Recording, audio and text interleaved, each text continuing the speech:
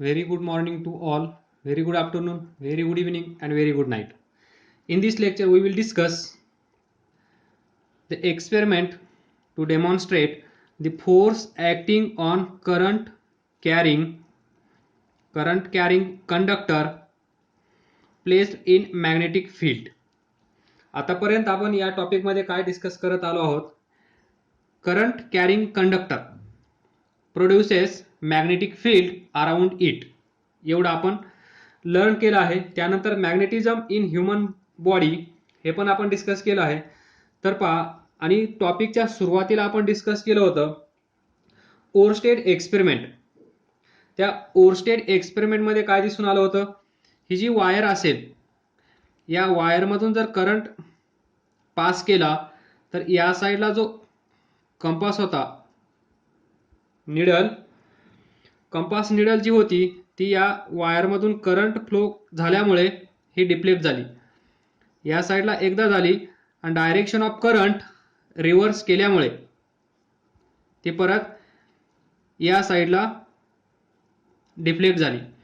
म्हणजे याचा अर्थ त्यांनी काय काढला? जर या वायरमधून करंट फ्लो होत असेल, या वायरमधून करंट जात असेल, तर या करंटमुळे याच्या साईडला मॅग्नेटिक फील्ड तयार होतं आणि या मॅग्नेटिक फील्डमुळे ही जी निडल आहे ती डिफ्लेक्ट होते, either this side or this side according to direction of current. करंटच्या डायरेक्शनवर डिपेंड करेल याची डायरेक्शन डिफ्लेक्ट होण्याची. तर हे आपण ओरस्टेड एक्सपेरिमेंटमध्ये पाहिलं. त्यानंतर पहा, प्रत्येक वेळेस magnetic field due to straight current carrying conductor, त्यानंतर magnetic field due to circular loop, त्यानंतर magnetic field due to solenoid, अशा प्रकारे आपण मॅग्नेटिक फील्ड वेगवेगळ्या पाहिल्या आहेत. तर याचा अर्थ काय तिथे पण आपण डिस्कस केलं. समजा कुठलाही ऑब्जेक्ट, कुठलीही बॉडी, समजा ही बॉडी आहे, ही बॉडी मोशनमध्ये येते, याचा अर्थ काय असतो? या बॉडीवर आपण फोर्स अप्लाय करत असतो. जर ही निडल डिफ्लेक्ट होत असेल तर या निडलवर पण कोणीतरी फोर्स ऍक्ट करत असेल की नाही? आन्सर काय असेल? येस. तो फोर्स दिसत नाहीये, हा पार्ट वेगळा. पण आपल्याला माहित आहे according to Newton's first law, जर बॉडी मोशनमध्ये असेल तर ती मोशनमध्येच असते. जर ती बॉडी झोपलेली असेल म्हणजे थांबलेली असेल तर ती थांबूनच राहते, जोपर्यंत आपण त्याच्यावर फोर्स अप्लाय करत नाही तोपर्यंत. This was Newton's first law of motion. त्यांच्यानुसार या निडलवर फोर्स ऍक्ट झालाच पाहिजे, तेव्हाच ही निडल डिफ्लेक्ट होत आहे, हे आपण डिस्कस केलं होतं. यावरून आपण कन्क्लुजन काय काढलं? Wien the current carrying wire, this wire, current carrying wire exert a force on this needle. अलग लक्षात, exert force on needle. समजा या निडलच्या जागेवर जर आपण मॅग्नेट ठेवला, तर निडलचं डिस्कशन खूप झालं, थोडंसं पुढे जाऊया आपण. निडलच्या जागेवर आपला मॅग्नेट आहे. Current carrying wire exert force on magnet, तर काय होईल? And if magnet is free to move, म्हणजे याच्या साईडला इथे ठेवलेला मॅग्नेट हा कसा आहे? फ्री. कशासाठी? टू मूव, म्हणजे तो बांधला गेलेला नाहीये, तो फ्री आहे, मोकळा आहे. जर याच्यावर फोर्स आपण अप्लाय केला तर तो लगेच धावायला सुरुवात करेल. त्याला आपण म्हणतो फ्री टू मूव. म्हणजे घरी पहा, जे अभ्यास करतात त्यांना काम सांगितलं जात नाही, जे अभ्यास करत नाही त्यांना काम सांगितलं जातं, कारण त्याचं काय असेल? तो फ्री आहे. In this way, if magnet is free to move, this force this force can produce a motion in the magnet. म्हणजे तो मॅग्नेट पळायला सुरू करेल.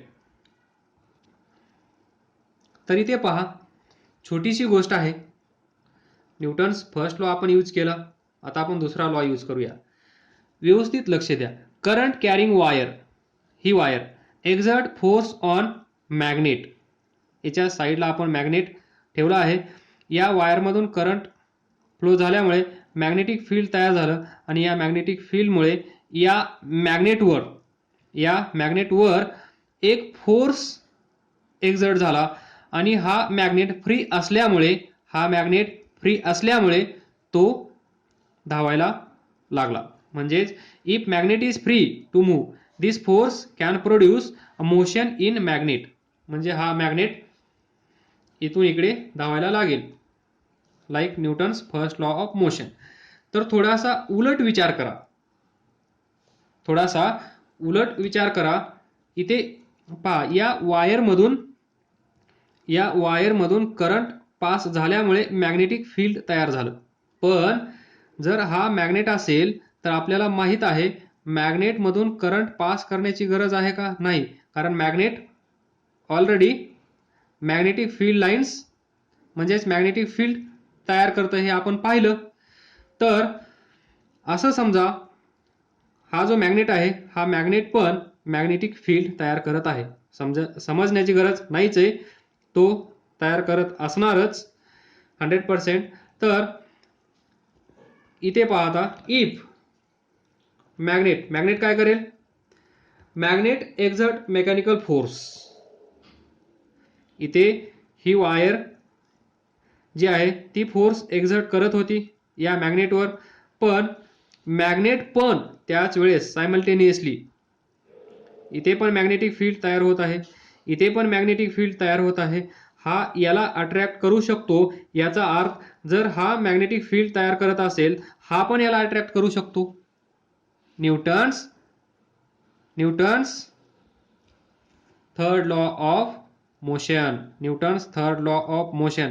जर हा याच्यावर फोर्स ऍक्ट करत असेल तर हा पण याच्यावर फोर्स ऍक्ट करणार. Equal and opposite. आलं का लक्षात? म्हणजेच a magnet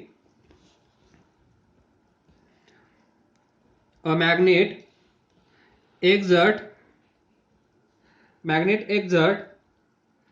a mechanical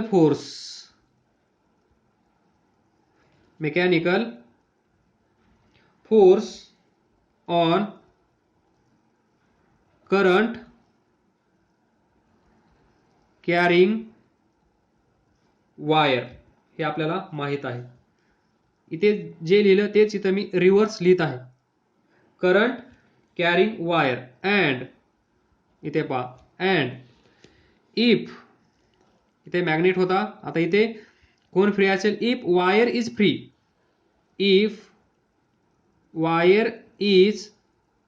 free to move. जर वायर फ्री असेल काम करण्यासाठी तर वायर काम करेल. कशामुळे? या फोर्समुळे. दिस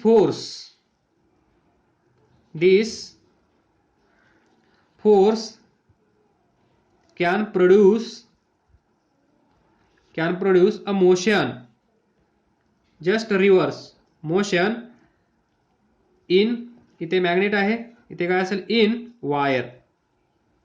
आलं का लक्षात? Both are producing magnetic field. हा पण फोर्स एक्झर्ट करत असेल, हा पण फोर्स एक्झर्ट करत असेल.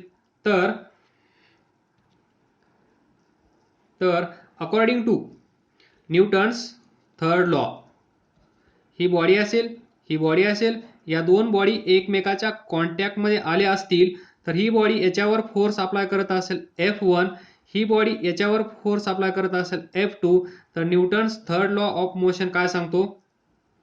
F1 is equal to F2. Negative sign कशासाठी? Opposite in direction. हा फोर्स पहा, लेफ्ट टू राईट, हा दुसरा फोर्स पहा, right to left, equal F1 is equal to F2 but in opposite direction. याचा अर्थ काय? Newton's third law of motion according to which if current carrying wire, this current carrying wire exert force on magnet, this is magnet,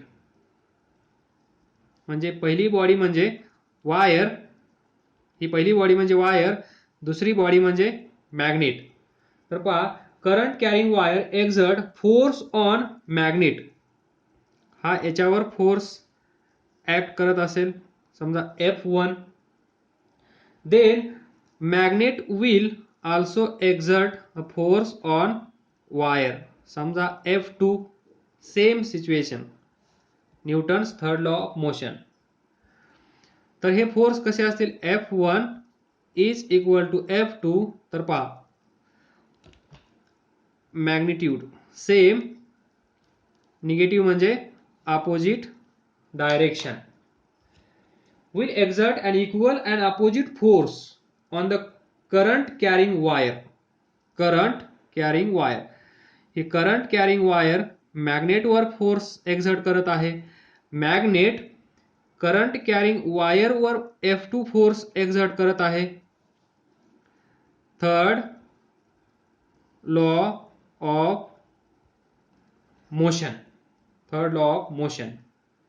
आणि हीच situation जी आपण describe केली, जी explain केली, तीच in 1821 मध्ये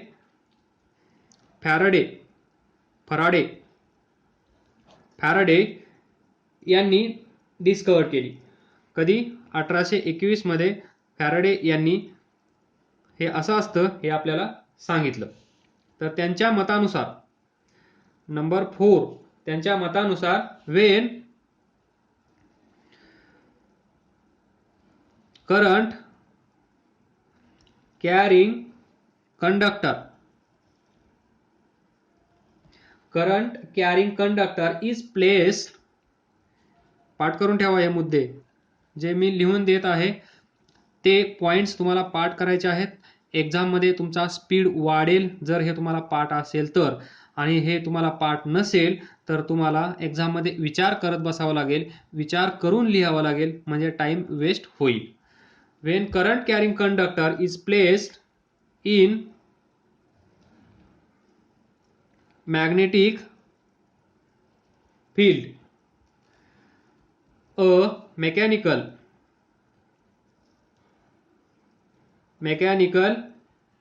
force is exerted on the conductor which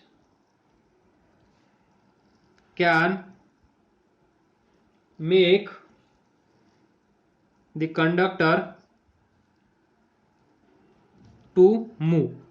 patience ठेवा, हा topic theoretical आहे. पेशन्स ठेवून लेक्चर पाहत राहा, हळूहळू लिहित राहा, दोन्ही कामं एकदाच करा. समजून घ्या नंतर लिहा, समजून घ्या नंतर लिहा, बोर होऊ नका. तर पहा, फॅराडे यांनी काय सांगितलं 1821 मध्ये, वेन करंट कॅरिंग कंडक्टर, याची डायग्राम तयार करण्याचा प्रयत्न करूया. This is conductor is placed in magnetic field, याच्या शेजारी मॅग्नेटिक फील्ड आहे असं समजा. This is magnetic field. A mechanical force is exerted on the conductor, या कंडक्टरवर करंट राहिला. Mechanical force is exerted on this conductor, या करंट कॅरिंग कंडक्टरवर मेकॅनिकल फोर्स एक्झर्ट होतो, आणि त्याच्यामुळे कंडक्टर काय होतो? मूव्ह. कंडक्टर इकडे धावायला लागतो किंवा इकडे धावायला लागतो.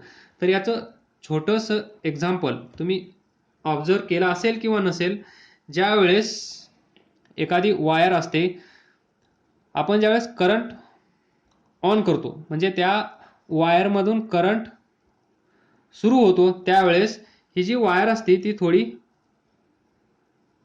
मूव्ह होते. ते लक्षात ठेवा. तेच असतं magnetic field due to this current. आणि हे जे आहे जे आपण डिस्कस केलं आहे त्याला आपण म्हणतो this is motor principle. Motor principle. This principle, not college principle, principle. This पाल अगर रहेगा तो वो कॉलेज का प्रिंसिपल रहेगा, ये प्रिंसिपल अलग. तर पहा, यालाच आपण म्हणतो दिस इज मोटर प्रिन्सिपल. म्हणजे जी आपली जनरेटर आहे, AC generator, DC generator, AC motor, DC motor, लिहू AC DC मोटार, जे आपण पाहतो त्यांचं जे वर्किंग प्रिन्सिपल आहे ते म्हणजेच हे आहे फॅराडे. आलं लक्षात? Wien current carrying conductor is placed in magnetic field, a mechanical force is exerted on conductor which can make the conductor to move. म्हणून मोटार आपली फिरते. हे लक्षात ठेवा. फिरते. एवढं मोठं योगदान आहे यांचं. 1821 मध्ये त्यांनी हा विचार केला होता. आपल्याला फक्त तो विचार समजून घ्यायचा आहे आणि पुढे जायचं आहे, बाकी काय करायचं नाहीये. आपला एक्सपेरिमेंट तर दूरच राहिला. हे झालेल्या गोष्टी डिस्कशन करण्यामध्ये खूप वेळ गेला, तरी या गोष्टी महत्त्वाच्या आहेत. डोंट वरी. काय समजलं नसेल तर विचारा, अभ्यास करत राहा, पुढे जात राहा. All the best. थँक्यू. आपण तो एक्सपेरिमेंट पुढच्या लेक्चरमध्ये डिस्कस करूया, कारण त्या एक्सपेरिमेंटसाठी या सर्व गोष्टीची आवश्यकता होती, नाहीतर त्या एक्सपेरिमेंटमध्ये तुम्हाला काहीच कळलं नसतं. थँक्यू.